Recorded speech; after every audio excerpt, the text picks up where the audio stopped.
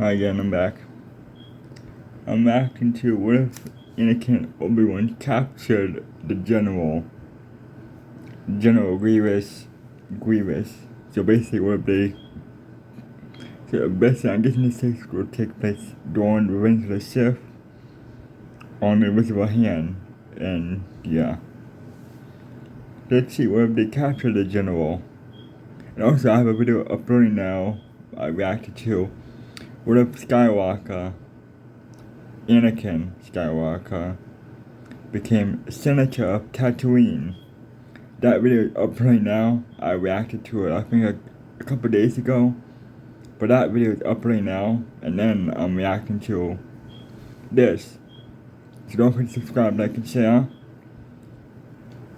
And I think what's going to happen is they captured General Grievous. And then they'll find a way to get the General to explain everything what's about the war. But I don't think he's gonna talk, so yeah. Don't forget to subscribe, like, and share. I'll have the Star Wars Galaxies channel in the description. And also don't forget to check my reaction playlist to see more of my reactions too. What if Anakin and Obi-Wan captured General Grievous at the beginning of Revenge of the Sith? That's our story for today. Hope you guys enjoy, and let's get right into it. Our story begins on the Invisible Hand, just minutes after the death of Count Dooku, leader of the Separatist Alliance. Anakin knew that Dooku was to the Separatists what Palpatine was to the Republic, the center of gravity, and with Dooku removed, the Separatists would begin to spin out, lose control, fade away, and soon enough be defeated for good. But one obstacle did remain that was keeping this war from coming to a swift end: General Grievous. And as luck would have it, Anakin, Obi-Wan, and Palpatine were being escorted to the bridge of the Separatist flagship, where Grievous was awaiting their presence. This could all end right here, right now. What Anakin did up in the spire of this ship, murdering Dooku in cold blood, that feeling inside of him of feeling like a hateful murderer not in control of himself, now faded away as they entered the bridge. He could end the war today and finally be free to live his life the way he'd always dreamt of. He could finally be free. And when they faced Grievous, Anakin couldn't help but throw some words at him. He'd never met the droid general, so it felt good to insult him, especially as Grievous thought he was in control of the situation here. Grievous growled, clearly ready to strike down him, Kenobi, and Palpatine, so the Jedi yelled at R2 to go now, and the little astromech started electrocuting their handcuffs, freeing the Jedi and Palpatine, as they called their sabers to their hands, igniting them and facing down Grievous's Magna Guards. The guards fought Skywalker and Kenobi, moving them towards the window, and as Grievous was able to go towards Palpatine as the Jedi were distracted, Anakin swung his blade around to cut off the arms of one guard before stabbing it through its droid heart. Then he turned to see Grievous approaching Palpatine. Grievous was angry that Dooku was killed, and he decided perhaps it was better to just kill Palpatine right now. So he swung a metal arm right into Palpatine's unexpected head as the Chancellor fell to the floor, knocked unconscious. This made Anakin extremely angry, and he force-pushed Grievous into... This feels like another what if video for him to do. Like, what if Grievous did kill Palpatine? the metal doors right before Grievous could stab through Palpatine. This left a clear imprint on the door as Grievous now crawled at the two Jedi who were standing at the ready. Obi-Wan looked to Anakin, telling him that if he knows Grievous, then he will try to escape, so he told Anakin not to let him. Grievous ignited two lightsabers, holding one against each of the Jedi, and Anakin used the Force to call a Magna Guard staff to his open hand, plunging it into Grievous's side. Grievous yelled out as the electricity hit him, and Obi-Wan was able to cut off one of Grievous's hands, before turning and slicing up the droid general's back. Grievous fell to the floor, his mobility circuits cut through, and it was as if he were paralyzed. Anakin said they should kill him now, but Obi-Wan said it would be better if he were taken alive, so with a sigh, Anakin plunged the electrostaff into Grievous's mask until his body basically shut down. Not dead, merely unplugged per se. Anakin then moved to Palpatine. He was bleeding pretty heavily from his head where Grievous hit him, but he was most certainly alive. So Anakin picked up the Chancellor's body, and Obi-Wan shook his head, looking down at Grievous. Anakin joked that he was the one who wanted to keep Grievous alive, so he gets to carry him. Fair is fair, Obi-Wan said, as he lifted Grievous over his shoulders. The cyborg was larger and much heavier than any human, so they hurried out of here, and down one level to the escape pods. They were able to eject from the ship just as it went. Yeah, no human could pick up the general. Unless you're a Jedi or Sith, then yeah, you can like pick him up with ease, so yeah. Well, especially if you're like a one man pick him up, then yeah. One man, woman, don't matter. One person, if you're not a Jedi, cannot pick up the general like that. Up in flames above Coruscant, and the pod was descending down to the surface. As they flew, Anakin asked Obi-Wan what was going to happen next. Grievous is captured, Dooku is dead, Palpatine was rescued. The war should come to a swift end, right? And Obi-Wan No. gestured at Palpatine's body, still knocked out cold from the hit, and Obi-Wan said everything will be up to the Chancellor. But with a smile, Obi-Wan said that he suspects the Jedi will be more than happy to reward Anakin for rescuing Palpatine and bringing down the top 2 Separatist leaders. Anakin smiled, thinking to himself about finally getting the recognition he thought he deserved. On the day the Separatists launched everything they had and captured Dooku, it was somehow the worst day of the war for them. The pod would land safely in a secure zone, and before long Palpatine... How ironic. I'll be back in a minute.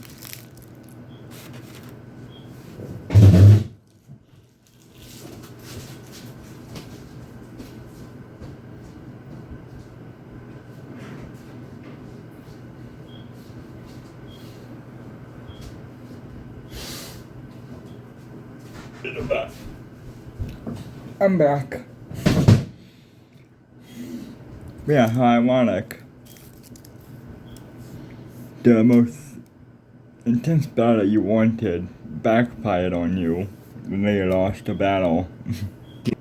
was awake, and Grievous was placed on a Republic prison speeder, while restrained heavily.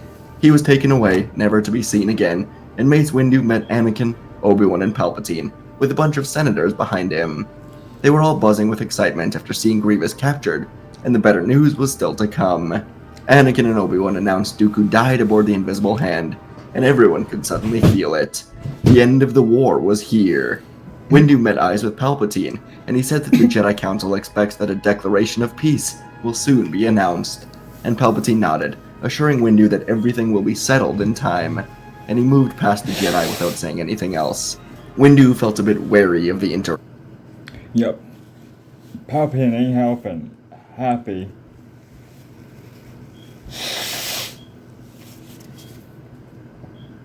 I can sense it. I can sense Palpatine is not happy about this at all. interaction, but he figured Palpatine was just feeling a bit overwhelmed from everything that's happened. For now, he turned back to Anakin. The Jedi owed Anakin quite a bit for what he's done today. Anakin was supposed to deliver a mission report to the senators, but Windu instead asked him to come with him back to the temple. Windu was honestly impressed, and for the first time since the start of the war, he felt genuine happiness. The war could end with Grievous captured, and Windu wanted to repay Anakin for delivering this devastating blow to the Separatists. Anakin shifted awkwardly for a moment, looking. The war could end with Grievous captured, and with him back to the temple. Windu was honestly impressed, and for the first time since the start of the war, he felt genuine happiness. The war could end with Grievous captured, and Windu wanted to repay Anakin for delivering this devastating blow to the Separatists.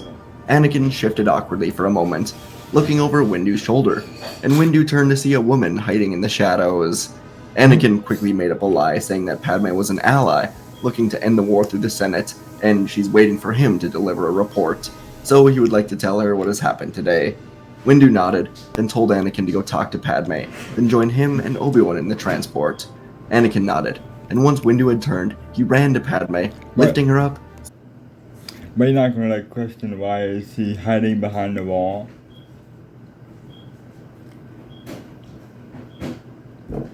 Isn't that sus? You're not gonna question why you hiding behind the wall, Padme? Come on. Spinning her around as Padme prepared to deliver the excellent news of her pregnancy. Meanwhile, Windu boarded the transport with Obi-Wan, and once again, Windu held a look of pure seriousness. He looked to Obi-Wan and said that now they will find out if what Dooku said on Geonosis is true. If this mysterious Darth Sidious is secretly controlling the war, controlling the Senate, or maybe even controlling Palpatine, then the war will not end today, despite the end of Grievous and Dooku. Obi-Wan said that the Senate will never vote to continue the war after today, but Windu shook his head, asking if there truly is a Senate any longer. Palpatine and his emergency powers have much more control than the Senate, so it will be up to him whether this war comes to an end. Obi-Wan asked what this means exactly, and Windu said that if Palpatine does not end the war...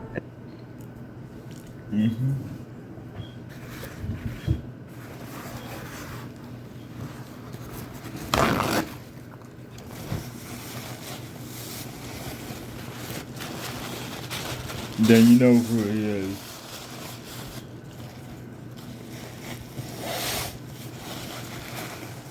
I'll be back again.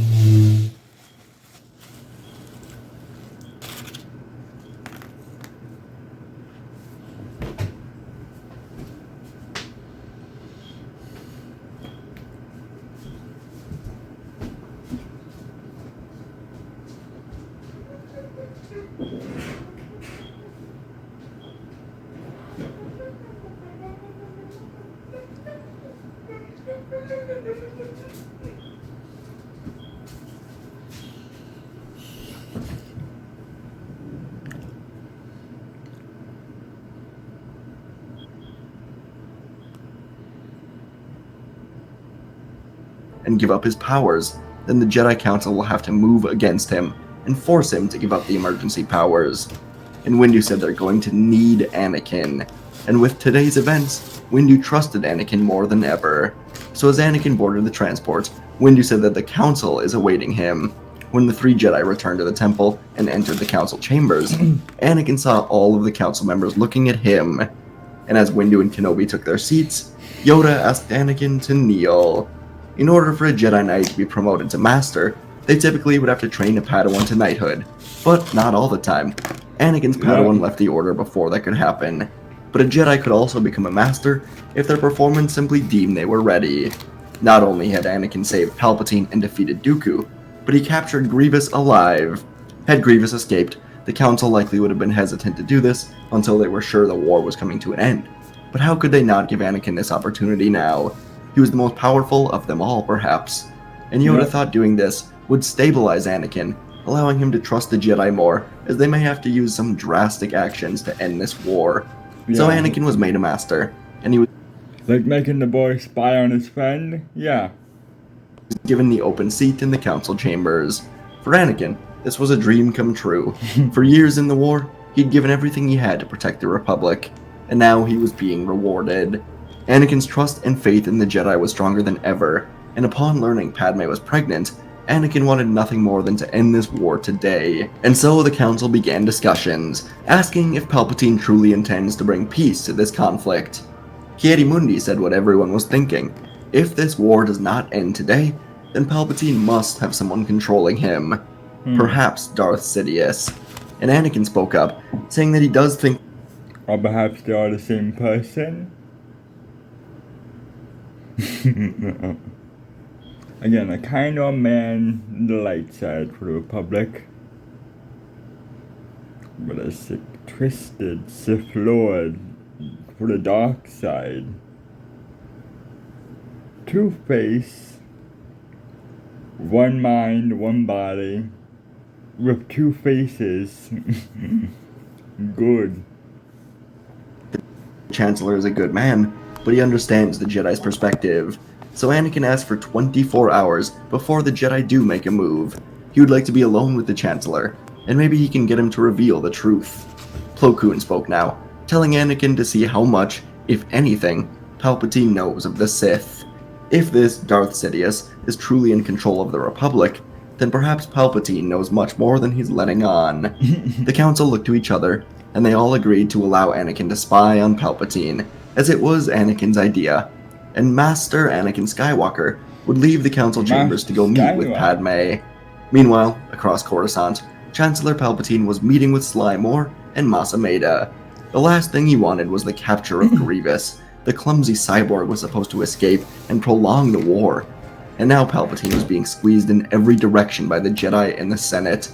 He needed Grievous to escape, but even that wouldn't work, as Grievous was basically paralyzed by Kenobi. It would take days, if not weeks, of repairs just for him to walk again. So they needed a new plan. Mas Amedda and Sly Moore watched the door as Palpatine, acting as Sidious, contacted Newt Gunray and the Separatist leaders. They were hiding on Utapau, but they were panicking. With Dooku and Grievous dead, they were paranoid, and they barely trusted Sidious anymore. It felt as if things were falling apart. So when Sidious contacted them, Gunray said this war is hopeless, and they want to pursue an end to the conflict. The leaders feared death, so they came together, figuring that if they surrender, they can avoid execution. And Gunray ended the message, cutting off all negotiations with Sidious. And Sidious felt more powerless than ever. And of course, within minutes, a squad of senators led by Padme Amidala entered the room, and Anakin was with them. The senators, consisting of Padme, Bail, Mon Mothma, Jar Jar Binks, and a handful of others sat across. Oh, the timing of this is bad. Come on. What, is this like the, that Lego Star Wars scene when Palpatine, lift up his hood, Sidious, quickly switch it, and Palpatine, back and forth? The timing of this, they have got to see that he is Sidious. The moment they walked in, Palpatine, I bet you Palpatine did not even knew that they were even in the office. Or walking towards him, as he was Sidious. So, we all have to know by now that that's Sidious.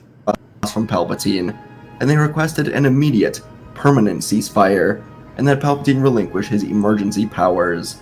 Anakin stood behind them, his expression unreadable, and Palpatine gave a warm smile, telling the senators he is pursuing a ceasefire tirelessly, but war does not simply end in a single day. These negotiations could take days, if not weeks, and Palpatine assured them that he wants this war to end just as much as anyone else. Padme asked bluntly if Palpatine was truly pursuing a diplomatic solution, and Palpatine said they must trust him to do what is right. After a bit more back and forth, Padme and the committee would get up to leave, while Anakin stayed standing in his place. And when they were gone, Anakin sunk into his mode of deception. He didn't love how Palpatine was handling this. He wanted the war to end now. He wanted peace. So, when he was alone with Palpatine, Anakin lied, saying he isn't sure that he trusts the Senate or the Jedi Council. Anakin said he thinks he deserves to be a Jedi Master, but the Council doesn't share that sentiment. Of course, Anakin was lying, but Palpatine didn't know that right now. And Palpatine told Anakin that in times of instability like these, some groups, such as the Senators or the Jedi Council, will see opportunity. Anakin asked what he meant, and Palpatine said he fears that the Jedi are going to use this end to the war to try and take over the Republic. And now Anakin decided to go in on Palpatine, saying that he thinks the Sith are waiting to take over. And Anakin looked at the floor, saying that he sometimes wonders if there are powers in the Force that the Jedi are hiding from him. He wants more, and he is afraid that he will never learn to truly become as powerful as he can be. In Palpatine's near-panic state, he saw an opportunity here. He didn't expect Anakin to turn so soon, but perhaps this could work. He asked Anakin if he would be willing to do anything to achieve this power. Would he like to learn the power to save people from dying, so he never has to live through a moment like the one with his mother? Anakin said of course, but the Jedi don't offer that kind of power. Palpatine was pacing the office now, and he told Anakin to forget the Jedi, learn the powers of the Sith, the powers of the dark side, the power to save life and become immortal. All he must do is pledge himself to the Sith, and Palpatine said he will train Anakin to become the most powerful being ever. Anakin ignited his blue blade, genuinely pretty confused. He said, "You," and Palpatine gave a kind smile, saying yes, he is the Sith Lord. Anakin expected Mas Amedda, Sly Moore, one of the Red Guards, but no, Palpatine was the Sith Lord, and he now played right into Anakin's hands. Anakin put away his lightsaber, and he asked Palpatine what he would ask of him. So Palpatine smiled again, relieved, telling Anakin to go to the temple, find out what the Jedi are planning, report back to him. In time, their power will control the galaxy. Anakin said, Now it's like a game. Again, a game of back and forth of Skywalker. Running back and forth to Palpatine and the Jedi, just running back and forth. will be done, and he left the office, heading back to the temple. Palpatine watched him go, unsure if Anakin was being sincere. He didn't sense any conflict in Anakin, but that could just be because Anakin already had chosen the light. So as the sun was going down on Coruscant, Palpatine decided that all he could do was wait. If Anakin was lying, then the Jedi would be coming here, and he would frame it as treason, executing Order 66 whenever he gets the chance. But the Jedi weren't planning on arresting Palpatine. No, they were planning deep down on destroying him. They all knew the Sith would stop at nothing to bring destruction to the Republic. So when Anakin informed Windu, Yoda, and Obi-Wan about this news, they all could come to an agreement on one thing. He was too dangerous to be left alive. The same words Palpatine told Anakin about Dooku aboard the Invisible Hand were the same thoughts the Jedi now had about Palpatine, and the four of them would take off to Sidious's office, while the other council members on Coruscant prepared the temple for any attack, just in case. So as the Jedi entered the executive building, moving towards the office of the Chancellor, they were ready for a fight, and the Jedi entered the office, igniting their lightsabers. Palpatine turned to them and said it's just as he suspected. The Jedi are here to kill him and take over the Republic. Palpatine, of course, was recording this interaction, so once he either kills the Jedi or is taken prisoner, he can play it for the Republic to hear. But the Jedi didn't intend on Palpatine ever getting out of here, and four of them moved in at once, determined to end this once and for all. Yep. At first, the fight was evenly matched, Sidious's red blade moving perfectly around, parrying, countering the relentless assault from all four Jedi. He spun and flipped through the office, truly showing off his hit. Alright, this time you have like Mace Windu and Master Yoda in the battle, so this is gonna be a pain for Yoda. This will be a pain for Palpatine / Sidious, to not only have to deal with fighting against Mace Windu with the pod. You let him like use the dark side to deflect the dark side back at a dark side user, but also had to deal with Master Yoda. So great. Darkness, and the Jedi stayed right with him. And as the battle raged on, the combined strength of the Jedi began to wear Sidious down. For the first time, doubt truly flickered in his eyes. The Jedi were trying to kill him. Windu's strikes became more forceful, pushing Sidious back towards the wide window that overlooked the Coruscant skyline. Yoda's attacks grew faster, his small frame darting in and out of the Sith Lord's defenses, while Anakin and Obi-Wan moved in perfect sync, their bond as master and apprentice turning them into a great force of power. Sensing the tide against him, Sidious made a split-second decision. With a powerful but risky force push, he sent Yoda and Mace crashing into opposite walls, momentarily stunning them before alerting his guards to run in and distract them. Anakin moved in now, but Sidious ducked a strike and kicked Skywalker out of the broken window. The Jedi slid down a bit, but he recovered, and Sidious then focused solely on Obi-Wan. Obi-Wan's defenses did hold, but just barely. Sidious pressed down harder, pushing the Jedi Master towards the edge of the room, and with a flick of his wrist, Sidious sent a new shower of debris flying at Anakin, Yoda, and Windu, forcing them to divert their attention. And in that brief moment, Sidious saw his opportunity. He feigned a high strike, and as Obi-Wan moved to block, Sidious twisted around, driving his blade deep into Kenobi's abdomen. Obi-Wan gasped, his lightsaber slipping from his grip as he fell to the ground. Anakin shouted Obi-Wan's name, rushing to his friend's side. Sidious, with his yellow eyes gleaming with satisfaction, turned his gaze on Anakin, saying, "You see now, Skywalker," his voice dripping with malice. "The Jedi are weak. Their ideal's nothing but chains. The dark side is the only way to save your friend." Anakin's breath quickened, his mind racing. He looked down at Obi-Wan, who was barely conscious, the pain evident in his eyes. A wave of anger and fear washed over Anakin, the familiar pull of the dark side beckoning to him. He could feel its power, its promise of strength and control, and for a moment, he wavered. He needed to save Obi-Wan.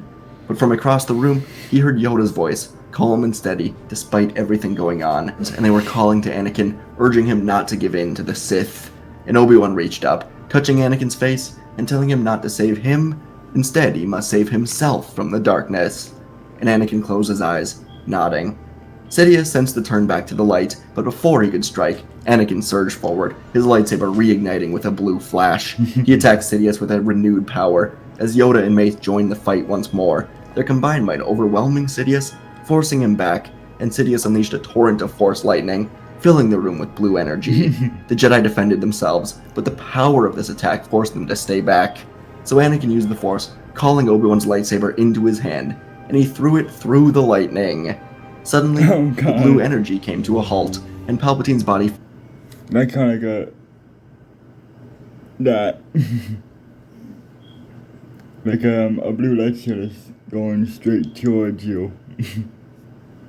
Nice.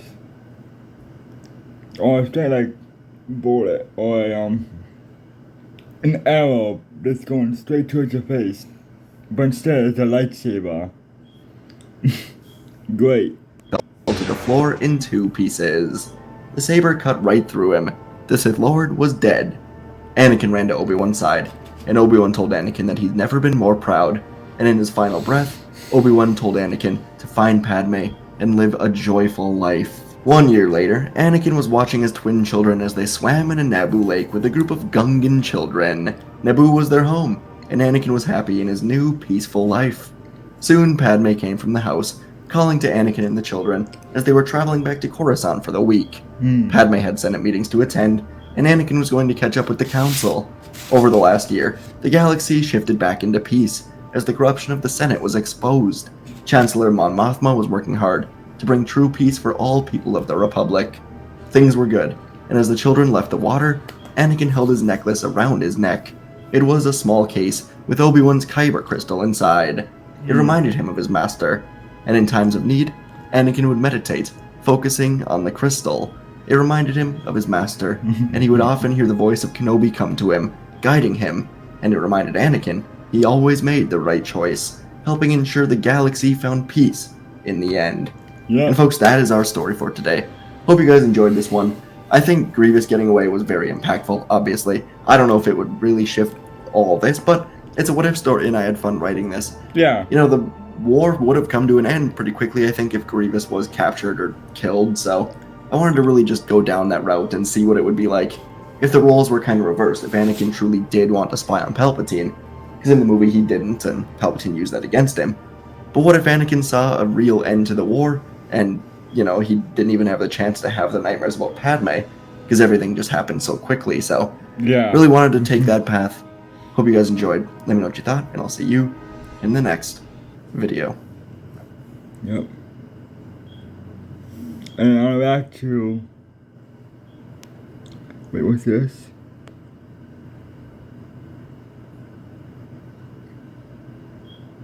I don't know if this is a what if or a gameplay. But yeah, it's a collab with both of these two guys. A collab with the Star Wars Galaxy and a collab with PPSW. That's nice. But yeah, I'm gonna react to what if Mace Windu trained Anakin Skywalker later on today. But anyway, bye for now. And don't forget to subscribe, like, and share. And I'll have this channel in the description below, so you can check out the original video. And don't forget to subscribe, like, and share. And check out my reaction playlist to see more of my reactions too. Bye for now. I'll see you guys next time. Bye.